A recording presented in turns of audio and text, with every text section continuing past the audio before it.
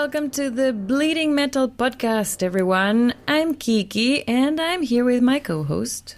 Hello, I'm Pia. My pronouns are she, her. Welcome to the first bonus episode of 2024. Happy New Year! Wow, it's always so strange to record a New Year's episode in the past year. In advance, yeah. Yes.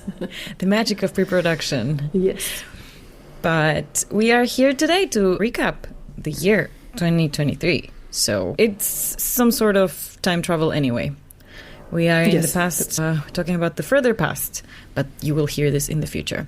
I hope that everybody out there had lovely holidays and that you are starting the new year with purpose and motivation. May 2024 bring us all better times and better year, and especially peace. I wanted to address this because last year, well, the year before last now, in 2022, when Russia started their invasion in the Ukraine, we talked about that and we made a whole episode about it.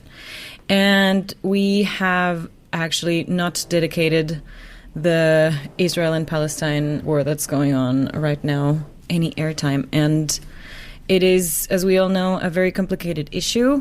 And what is important to me, at least, is just that the violence stops. That should hopefully happen very, very quickly. Yes. But yes, we are here to talk about our favorite releases of 2023, our favorite concerts, our favorite festivals, and all of those lovely experiences that we hope to have more of in this year that's just starting. So how about we start with yours, Pia, and also can we even remember what what happened at the beginning of the year? Yes, I can remember that very well because my album of the year was actually released in February. Ooh, so it started strong already. Yes. What is your album of the year? Forgone by In Flames. Right, we talked about it here. We made a whole bonus episode about it. Mm-hmm. And that was, yes, really, really strong output for sure. Mm-hmm. And I've been listening to that album throughout the year a lot. For my other podcast, I also did a bonus episode about In Flames' discography. And they have so many strong songs on that release. My favorite song of the year is also on that album, Meet Your Maker. And whenever I found another song that I liked a lot, this tune from the chorus came into my head and was like, no, I'm your favorite song of the year. And I was like, yeah, that's right. Wow. So for me, the year started really strong, yes. Right, and it seems like it felt like a battle all the time, the songs battling to be your favorite. Mm-hmm. Then we had another cool release by Currents, The Death We Seek. I really loved their album from 2020, The Way It Ends. And The Death We Seek is not on the same level, but it's a good successor. And I didn't expect Currents to release another album that would blast me away like The Way It Ends did. So yeah, I also enjoyed that one a lot. And my surprise of the year is Endling by Kvelertak. Kvelertak is a band from Norway that I first listened to when they released their debut album, their self-titled debut album in, I think, 2009. And I think, or if you would ask me which is the best debut album that has been released ever, it might be this one. And everything that came after that was like, okay, it sounds like a B-side of the debut, or it sounds completely different. It wasn't something that I enjoyed listening to a lot, but now with Endling, that's different. I listened to that one a lot, and I think that should have been the second album. So for me, it's the second album of Kvelertak. I don't listen to the 3 albums or 4 albums that came in between. But yeah, the debut album and Endling are the Kvelertak albums for me. Oh, nice. Those are good recommendations. I might take a look into those because I've never really listened to Kvelertak too much. They are very special because they mix a lot of sounds. They have a lot of punk rock elements, but also black metal, also metalcore elements. So it's a very interesting mixture of styles. Nice. What are the lyrical themes in there? I don't know, because they sing in Norwegian. Yeah, what else? I discovered a band that was a support act for NSOK when they played in Hanover. The band is called Fixation, and they released their debut album this year, More Subtle Than Death. And I only listened to them the evening before I went to the concert, and I was like, no, damn, why didn't I discover them earlier? So that album was also rotating a lot on my streaming platforms. That's good. Yeah. We also had a very short but very powerful album, which we talked about on the stream, and that was Pitch Black Sunset by the Hell Freaks. That also came out early in the year, around the spring, and our talk with the singer of the Hell Freaks was also a very interesting, emotional, intimate episode of the podcast, which will be linked in the description so that in case you haven't listened to it, you can still do that. It was not exactly something I would listen to in my day-to-day, but it has a lot of energy and it's also very inspiring. So it's a definite recommendation. The whole album has a playtime of just 30 minutes, so it won't take too much of your time. It will leave you in a good mood and you will probably feel empowered too. And it's definitely in my top 10 of the year as well. Hell yes. Another album that caught my attention was by Warman. The album is called Here for None. And Warman is the band of Janne Willmann. He has been the keyboard player in Children of Bodom. And Warman was his side project. They started with cover songs, I think. And now, after a couple of years, he decided to release an album that is more in the direction of what Children of Bodom did. So it also sounds like a kind of copy of Children of Bodom. And if it wasn't Janne who did this album with his band, I would say, okay, someone is trying to steal the success of Children of Bodom and take it for him or herself, for themselves. But in this case, he has been one of the founding members of the band as well, or at least as they were called Children of Bodom. I think he joined the crew a bit later than the others. But he is, with his keyboard play, a very important part of their music. And so for me, it's completely okay that he says, I'll look for other musicians who will walk on this path for me. And yeah, so Here for None is not as good as the stuff that Children of Bodom released, but still an album that I enjoyed very well. It brings back some of your own listening roots. Yes. Nice. And of course, Human by Resolve. We also talked about this album just a couple of episodes ago. Yes. Resolve was a band that I discovered this year with their single and my favorite, New Colors. I discovered Resolve through New Colors this year, and that was one of the singles of their album, so it was all very fresh for me, and it's been a song that I have had on repeat, the whole album I have had on repeat. That is also a very, very strong recommendation. That is one of my favorite albums of the year for sure. How about Ultraviolet by As Everything Unfolds? Did you like that one? Yes, I was going to bring us a little further back into the year because Resolve was a late summer release. Late summer, early autumn. But we also had Charlie from As Everything Unfolds on the podcast to talk about Ultraviolet. And we also talked about that album in an extra episode of the podcast. And we discussed how I thought their debut album was a little stronger. But as a concept release, I think it was very strong. And you can hear for sure the evolution of the band's sound. And it's just their second album. It's a very young band full of potential. So I thought it was also a very good one. And it was really good to see them live. But we will talk about concerts afterwards. Another release that came out earlier in the year around the spring. Well, two actually. The first one I heard later. I did not hear about it during the release phase. It is Meet Me at the Altars, Past, Present, and Future. And I am still mind blown that this is their debut album because I feel like I've been hearing of them for ages. I feel like the band has been around for longer. I still didn't really pay them a lot of attention, and I absolutely should have. The song "Cool" of this debut album is in my favorites. It's just chill. It's really fun. It's not very heavy, but it's a super diverse band, and you can hear it kind of, and it's just really fun. Another person that is very cool is, well, not person, another artist, another act that is very cool. And this one I did hear about around the release because there was so much hype around this release. Take Me Back to Eden by Sleep Token. Oof. Did you listen to that one, Pia? Nope.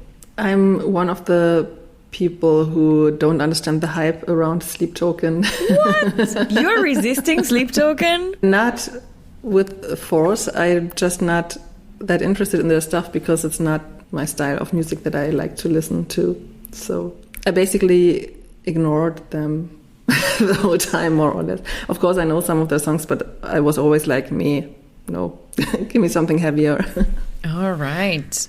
Well, it's heavy enough for me, and I absolutely love the clean vocals. It's just this very dark and mystical tone of voice that I can really connect with, that I find very captivating. 4 of the tracks on the album made it to my favorites list. I remember, this is like, memories. I remember sitting on the train, going back home after I visited my brother in order to see As Everything Unfolds in concert. I was coming back from that little trip, and I was sitting on the train looking out the window at these honestly beautiful German landscapes, because it's the route right along the Rhine River, and it was just really beautiful. And I just remember crying because the music was so beautiful and touched me so deeply, and everything was just perfect. Sleep Token, Take Me Back to Eden. I absolutely love their music in general. I haven't seen them live yet. Every time I try to get tickets to their concerts, and they have played a lot this year and a lot around me as well, but they sell out so fast. I hope to see them soon live, maybe at a festival or something like that. I look forward to see what that's like, what the live experience of this music is like, because on tape it is really good. It sounds a bit like all these post-black metal bands that are really, or there are 2 kinds of post-black metal. One is very aggressive and the other one is very quiet and relaxing, and it sounds like the relaxing one, like, for example, what Alcest do. And I saw them live at least once, and that was a very cool experience because the atmosphere was very special. And I could imagine that it's the same with Sleep Token. Right. Yeah, that takes us to the summer releases. Summer, early autumn, as we were saying already, result. And then In This Moment also released an album this year that I did listen to. God Mode. Ah, yes. Mother was the previous one. Yeah, Mother was in 2020 already. And God Mode has a lot of strong ones. It has a Björk cover, and The Purge had a really cool music video as well. Otherwise, can't really remember, which says a lot. I wish it had made a better impression or left a stronger memory in my head. A band that did not release anything this year, but I became absolutely obsessed with, and I don't know if I've even mentioned them here this year in our episodes, is I Prevail. I've been listening to them so much this year, especially in the past week as well. I just started to actually listen to their previous albums and reading the lyrics at the same time and everything, like really focused on their music. It's really good. And I like their newer stuff better, but listening to the first 2 albums has also given me a good appreciation of their musical evolution. I think that's always important when you discover a new band, that the previously released stuff is something that can catch your attention. Because otherwise it feels a bit weird. Like, there's this one cool album, but all the other stuff, I don't know if I should go to a concert, because they might play a few of the new songs and a lot of the old stuff that I don't like. That was actually my fear, but the other way around when I bought a ticket to Holding Absence, because I liked a few of their older songs a lot, And I thought, well, they have a new album. Why would they play songs from their old album now? But they did, and it was great. But yeah, Holding Absence. You did listen to that album, didn't you? Yes, I listened to that once and also was like, it's not my cup of tea. No? No. It's still really good, and it's also very good live. I absolutely recommend that. Another release that was not an album, though, was Spirit Box's The Fear of Fear EP.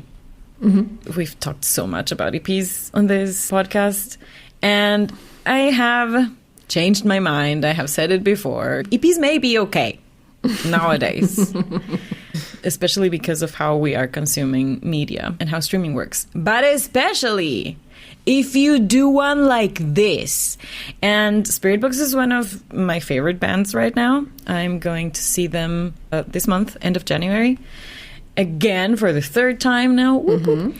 And I'm very, very hyped. And they released a 6-song EP that is a concept album kind of thing. And they composed it like one extremely long song, which they then cut into 6 songs of around 4 minutes and made music videos for each and every one of them. I think one of them is more of a digital visualizer kind of thing, but it still fits the visual theme of the others very well. And for 5, they actually had like on-set filming and really beautiful outfits.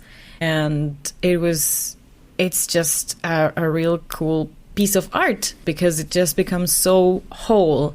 They did not release the songs, not in the order of the track list. So to come back to it, because The Void came out already in the spring before they went out on the whole European Summer Festival tour.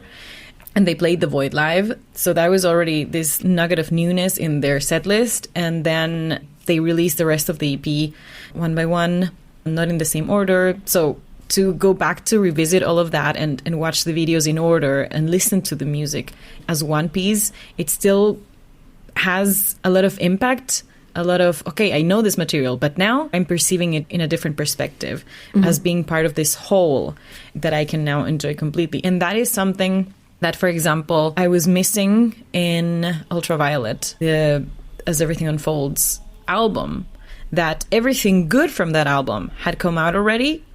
And the second half of the album, which was the new part, didn't really connect with me too much. Mm-hmm. Also, both releases share purple artwork.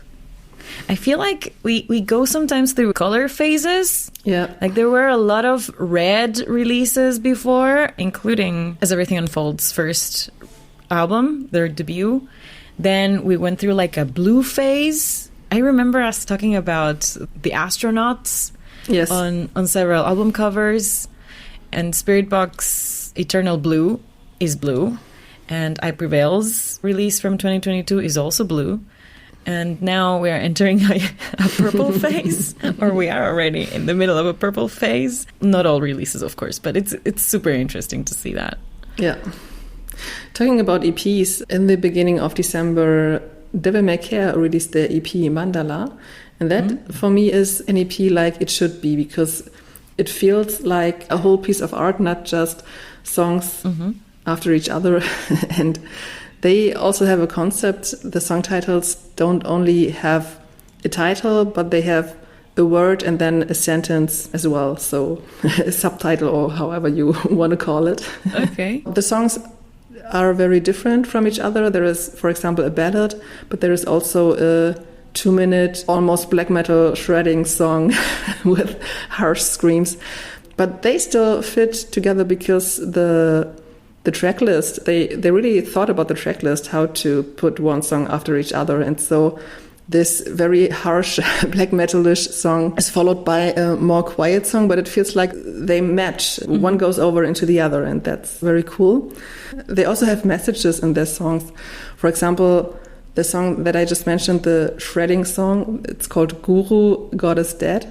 It's criticizing religion, or not religion itself, but what people make out of it, that they commit crimes in the name of religion. They say if God exists, he must be puking a lot because of all these things that happen in his name, for him, whatever.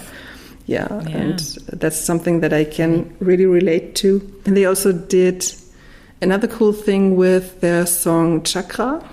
They released a music video for that, and they released it without sound. Okay. They made a deaf video, so they had a sign language interpreter, and they also made their own band performance in a special way that if you see how they perform, you might get an impression of how the music might sound. And they released that music video before they released the song, so you had to wait for a couple of days until you were really able to listen to that song. And I found that was a really cool way to raise awareness that there are people who actually can't hear anything. Mm-hmm, mm-hmm. Raising awareness for the work of sign language interpreters that we see more and more at festivals as well, on the side of the stage, interpreting for the audience. Or everywhere, like in the news and stuff like that. Exactly. So I think that's very important.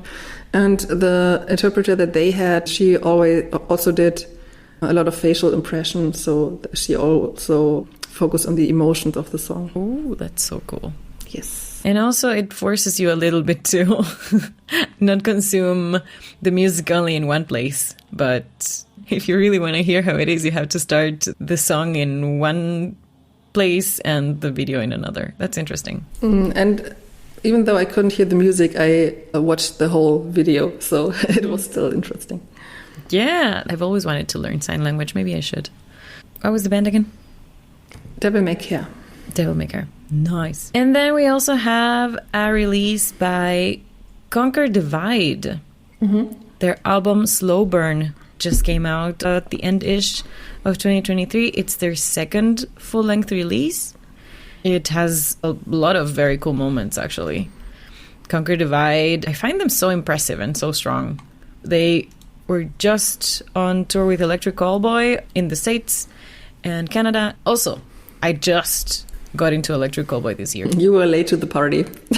Yeah, very late to the party, but very impressed and very hyped. And I think it's really cool that they've been touring with Future Palace, and they brought the singer of Future Palace on the stage to sing Fuckboy.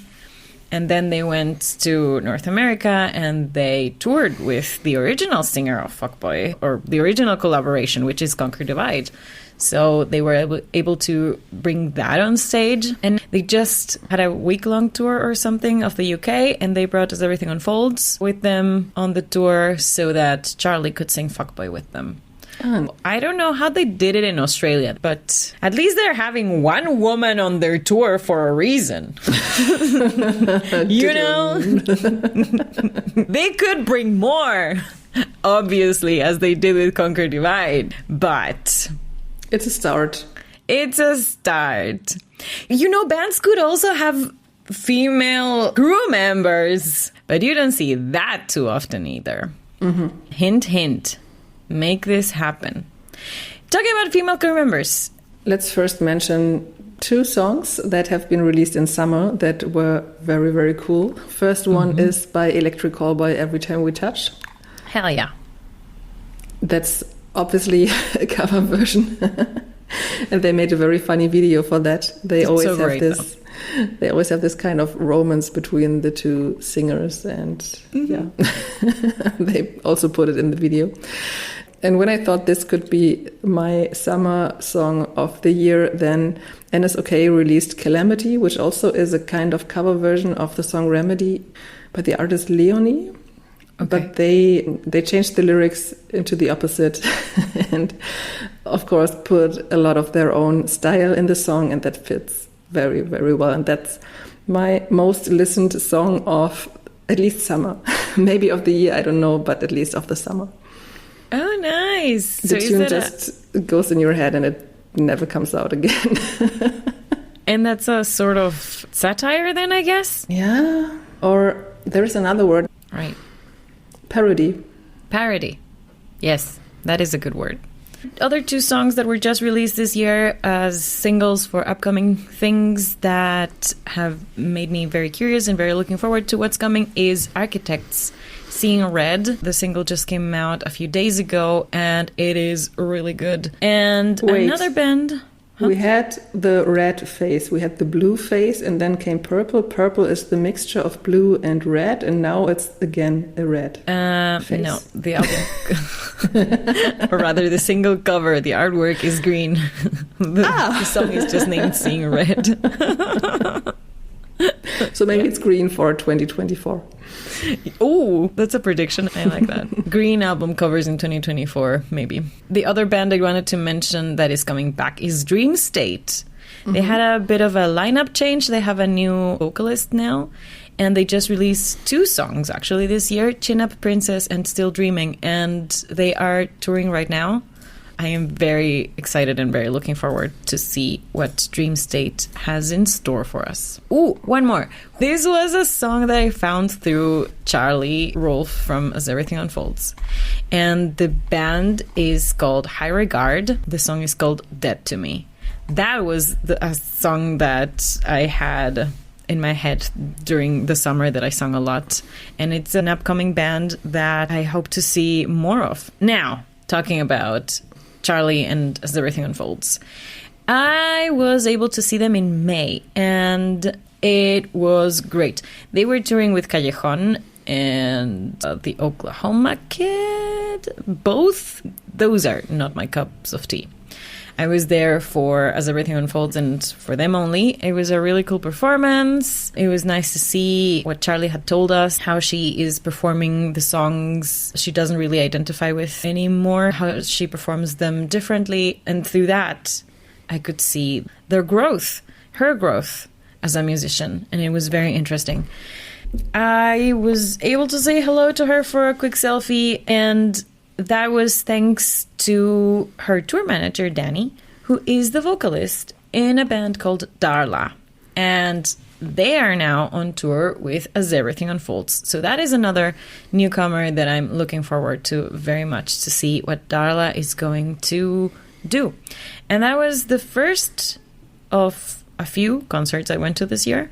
But it's the slow comeback to more live music. So that is definitely one that I enjoyed this year, that I shall remember. Mm-hmm. And afterwards, this year I was at Rock am Ring, which was a fun experience, I must say. I don't think I'll be going back, though. At least not for once in a lifetime experience. It was the second time I went, but I don't know.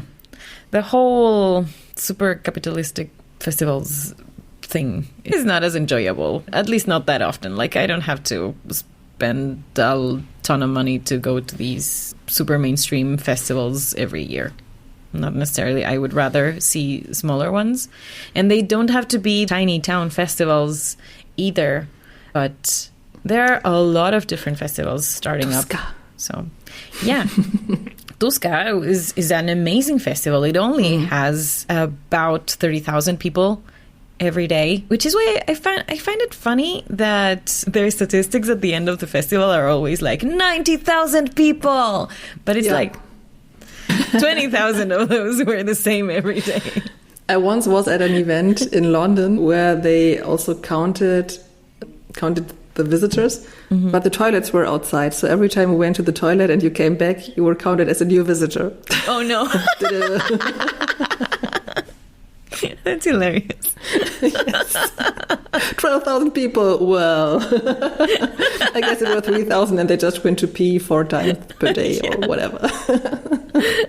Something like that. But yeah, 30,000 is not a few. It's a ton of people. But it doesn't feel too huge. You don't have to walk for hours to get from point to point. And of course, it was an amazing experience to be able to host the Tuska Forum by Bleeding Metal and to see that little venue inside the venue that had a capacity for 130 people, to see that full because people wanted to see what we talk about with Alisa Whiteglass or with Sami Elbana or with Marco Hietala. That was all mind-blowing. It was just an amazing experience.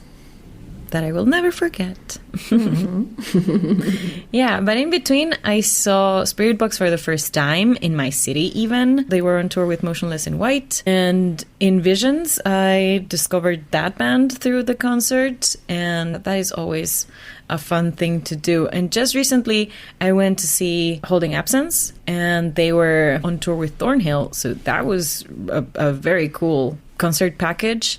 Mm-hmm. And their German support was a band named Floya, which is, I wouldn't say that is metal, but it is very chill alternative rock. It was a kind of cool combination. The audience, though, it was hilarious. I felt so old. Okay. Not only that, but also the outfits. It was a very interesting mixture of round glass hipster with a mustache and a sailor hat with goth girls and okay. and sometimes goth girls with round glasses and hats. It Why was not? hilarious.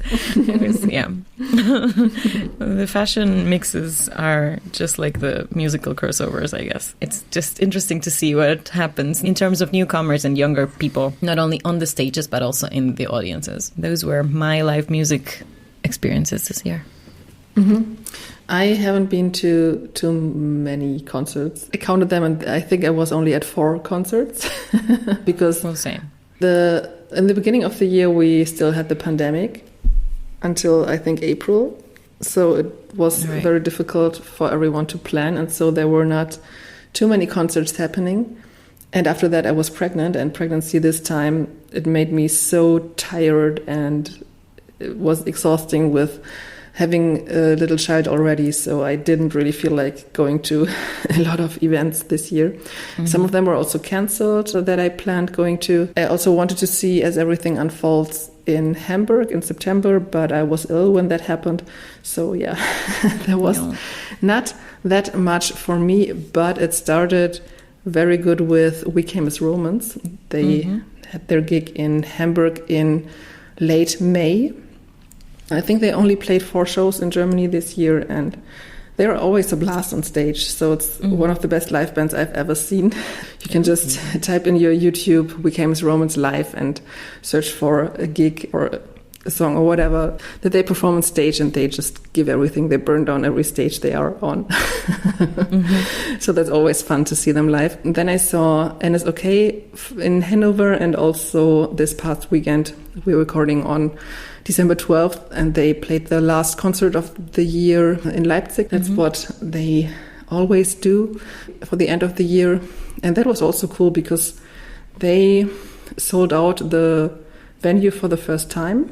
And next year they going to play a bigger venue. That's very cool to see them grow like this. Yeah. Oh, they get more and more attention. Cool. Yeah. And also a very good gig in Hanover as well. That's where I also saw Fixation on stage. They were also very cool. And the other support act was Samurai Pizza Cats. That's the new side project or second band of the electric cowboy guitar player Daniel. Yeah. They were also fun on stage. And the 4th concert I went to was Lacrimas Profundere, but I didn't see them because I went there for their support act, Devil May Care, and also had an interview with them. And yeah, they were also very, very cool on stage. They didn't really fit the headliner, but we also talked about that. And Lucas, the guitar player, told me that for them, it's better to play in front of an audience that don't actually know them already.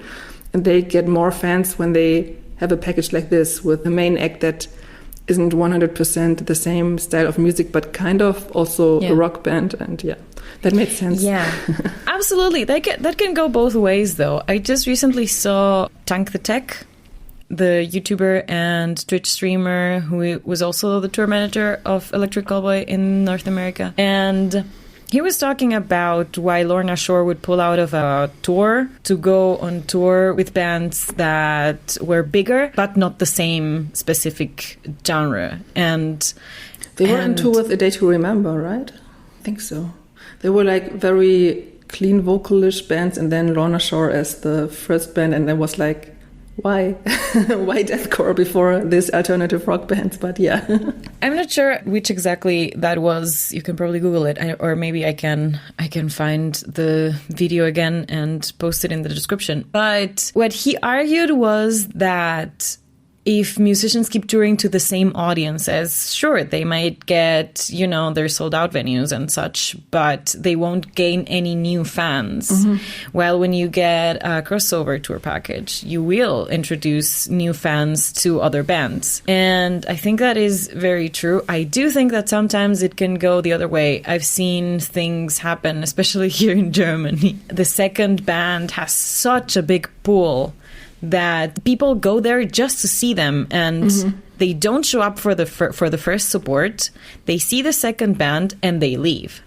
Mm-hmm. I saw that with Draconian and Infected Rain. For Infected Rain, the venue was full, and Draconian as the headliner, half the people left. Mm-hmm. And that broke my heart. So it can go both ways. And for people attending these type of concerts, please stay the whole time. Please show up on time. You might hear something that you like. You might learn something new. You might meet people you haven't met before and hear hear sounds you haven't heard before that might interest you.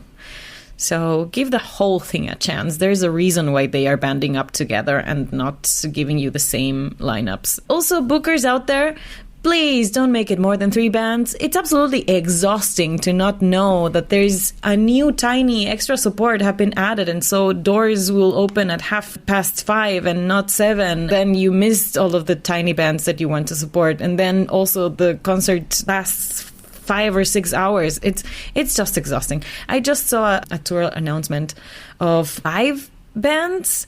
It was Catalyst Crime with Leaves Eyes and 3 other bands I don't know, and I'm absolutely not going there. If you want something like that, make a mini festival where you have enough food, it can be a mini touring festival even if you want, and you need some space to relax, so places where people can actually sit. And people that actually plan on being there all day. Mm-hmm. Not just an evening turned super long afternoon. And while I'm being very wise and giving everybody advice, unsolicited advice, Holding Absence was my first concert with a professional hearing protection. Again, because I had some back in 2015, 2016, and then I lost one. So I tried different things, the typical internet, this is super good hearing protection, and nothing really worked the same. So now that I'm starting to go to more festivals and concerts again, I actually invested, because it is a bit of an investment. It is a little pricier, but it just makes such a huge difference to actually hear good sound quality while not being deafened. And the person that made them for me, because they're custom molded to your ears, he suggested I wear them at the club, like when I go out partying. And that was also really interesting and really cool. A very cool experience to be in your own bubble and still hear people who are talking to you and not having everybody have to scream and yell. Yeah. Look into that, but always, always protect your ears. Even if it's with just the standard earplugs, you want to listen to the good music for ages and decades to come. So do protect your ears. Those were my words of wisdom. Now I'm looking at my games, though. Can I ask what your favorite games this year have been, Pia? I honestly didn't have much time for gaming, so I played the Pokemon DLC. Mm-hmm. And I think I mentioned 1 or 2 other games in this podcast as well, but they didn't have such a big impact on me that I would remember the names right now. So I played how was it called again? You have this female main character going into another world, and there she discovers that she has magical skills. Forspoken. Forspoken. That's the one with the talking bracelet, right? Yes, and I wanted to focus on Diablo 4, but actually I didn't, because mostly because you cannot pause the game.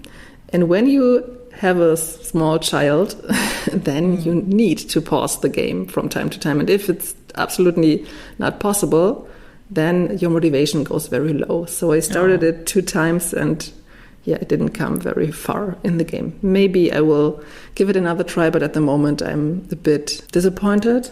Yeah. Because it's for no reason. I don't know. They could have made this single player mode for people like me and the multiplayer because there is mode a story still, right? Yeah, that's it. Right. Talking about story, though, and a story kind of similar to what you were just describing Forspoken, I am addicted to Control. Control is a game made by Remedy, a Finnish gaming studio that came out in 2019 as part of the Remedyverse. Apparently, a lot of games made by this studio, like Max Payne and Alan Wake, build this universe and the stories cross over. And Control also has a female protagonist. It has a lot of paranormal activity kind of things. I'm still discovering this story and I can't wait to get back. It's not easy. I've been struggling a lot with this game. It's a shooter with abilities type of thing, but I love it. I love it. It's really interesting. And I don't know if I will play the other games of the universe. Alan Wake 2 was just announced for next year, I think. I'm not sure. But if there is a sequel for Control, I will play that for sure. Another one that I really, really enjoyed, and it was only a few hours of playtime, was Little Misfortune, an indie game with a female protagonist that I very recommend.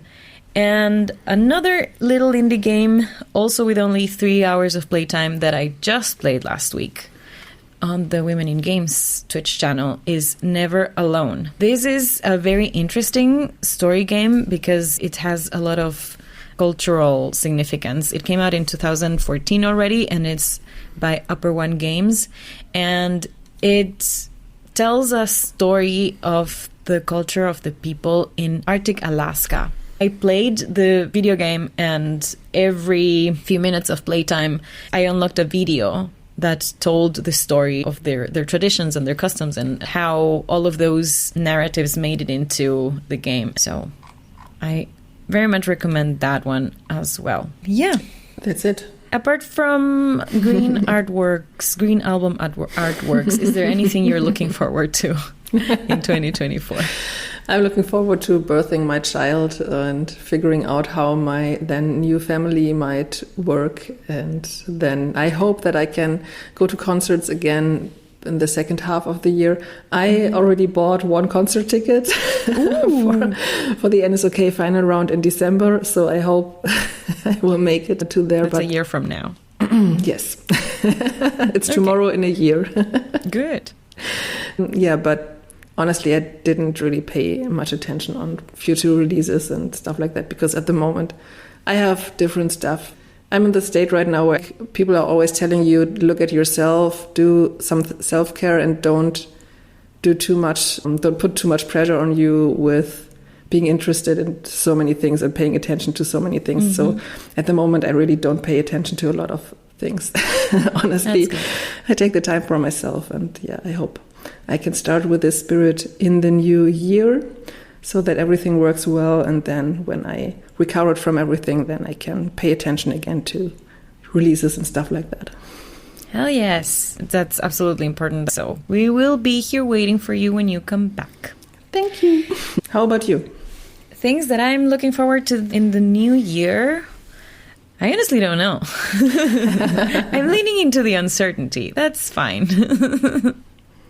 No, I just started a band project myself, so I'm very excited about that. We're working on our first song even. Ooh. Do you have a band name yet?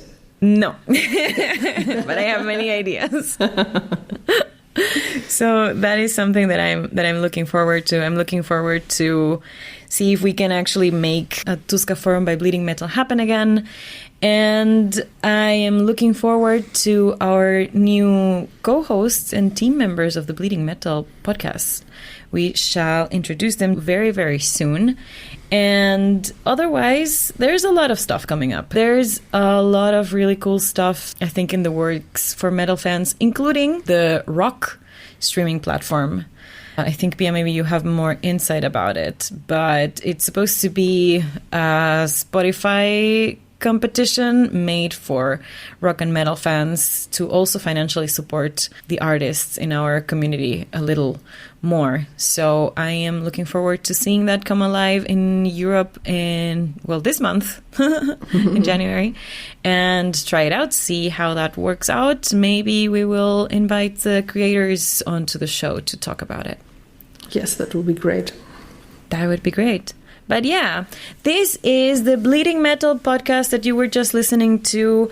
I am Kiki. You can find me at KikiGE87 everywhere on the internet. Come join my Twitch stream 3 times a week. You are also invited to follow me on Instagram, power_Pia, but there won't be much happening within the next weeks. Anyway, subscribe to the Bleeding Metal podcast on iTunes, follow us on Spotify, leave us a review. We're very grateful for all your support for another year. Thank you so much for listening all through 2023 and have a wonderful new year. See you around. Bye-bye.